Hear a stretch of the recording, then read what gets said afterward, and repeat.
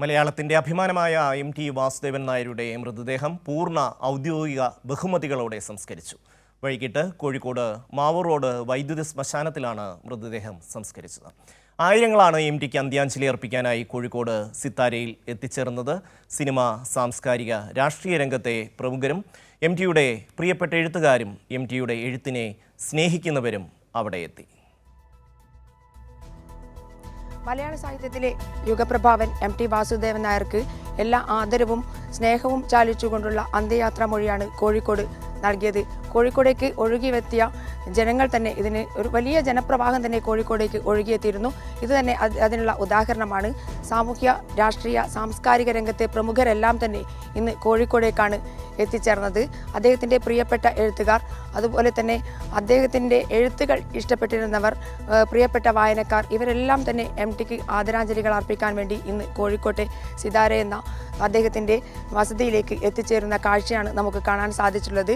മുഖ്യമന്ത്രി പിണറായി വിജയൻ ഈ വാർത്ത, എം.ടിയുടെ മരണ വാർത്ത അറിഞ്ഞ ഉടൻ തന്നെ കണ്ണൂരിൽ നിന്നും കോഴിക്കോടേക്ക് പുറപ്പെടുകയാണ് ഉണ്ടായത്. ഇന്ന് രാവിലെ അദ്ദേഹം എം.ടിയുടെ സിതാര ഭവനത്തിലെത്തി എം.ടിക്ക് ആദരാഞ്ജലികൾ അർപ്പിച്ചു. മന്ത്രി മുഹമ്മദ് റിയാസ്, എ കെ ശശീന്ദ്രൻ എന്നിവർ എം.ടി ബേബി മെമ്മോറിയൽ ആശുപത്രിയിൽ കിടക്കുന്ന ദിവസം മുതൽ എം.ടിക്ക് എല്ലാ സഹായങ്ങളും, അതുപോലെ തന്നെ വൈദ്യശാസ്ത്ര രംഗത്തെ ഏറ്റവും വിദഗ്ധ ചികിത്സ പോലും നൽകാൻ എല്ലാ സംവിധാനവും ഉപയോഗപ്പെടുത്തി എം.ടിയെ ജീവിതത്തിലേക്ക് കൊണ്ടുവരാനുള്ള നിർദ്ദേശങ്ങൾ നൽകിക്കൊണ്ട് എം.ടിക്കൊപ്പം ബേബി മെമ്മോറിയൽ ആശുപത്രിയിൽ തന്നെ ഉണ്ടായിരുന്നു.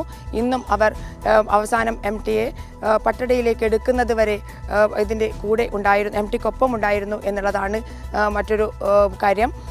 മാത്രമല്ല, സാമൂഹ്യ രംഗത്തെ, രാഷ്ട്രീയ രംഗത്തെ പ്രമുഖരെല്ലാം തന്നെ, എല്ലാ രാഷ്ട്രീയ പാർട്ടി നേതാക്കളും ഇവിടേക്ക് ഇന്ന് ഒഴുകിയെത്തിയിരുന്നു. കെ ശൈലജ ടീച്ചർ, അതുപോലെ തന്നെ സാദിഖ് അലി ശിഹാബ് തങ്ങൾ, ഇങ്ങനെ ഒട്ടേറെ ആളുകൾ കോഴിക്കോടേക്ക് ഒഴുകിയെത്തുന്ന കാഴ്ചയാണ് നമുക്ക് കാണാൻ സാധിച്ചിട്ടുള്ളത്. നടൻ മോഹൻലാൽ രാവിലെ 5 മണിക്ക് തന്നെ എം.ടിയുടെ ഭവനത്തിലെത്തി എം.ടിക്ക് ആദരാഞ്ജലികൾ അർപ്പിക്കുകയുണ്ടായി. സിനിമാ മേഖലയിലെ എല്ലാവരും, ഹരിഹരൻ അടക്കമുള്ള ആളുകൾ ഇന്ന് ഇവിടേക്ക് എത്തിച്ചേർന്നിരുന്നു. സിനിമാ മേഖലയിലെ എല്ലാ പ്രമുഖരും, ഒട്ടേറെ പ്രമുഖർ ഇന്ന് ഇവിടേക്ക് എത്തിച്ചേരുന്ന കാഴ്ച തന്നെയാണ്. പേര് എടുത്തു പറയുക എന്ന് പറഞ്ഞാൽ അത്രയേറെ ആളുകൾ ഇന്നുണ്ടായിരുന്നു.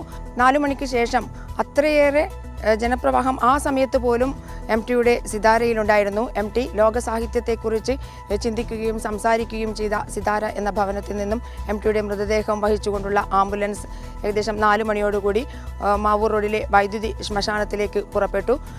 പിന്നീട് നടന്ന അനുശോചന ചടങ്ങിൽ സാമൂഹ്യ, രാഷ്ട്രീയ, സാംസ്കാരിക രംഗത്തെ പ്രമുഖരെല്ലാം തന്നെ പങ്കെടുക്കുകയുണ്ടായി.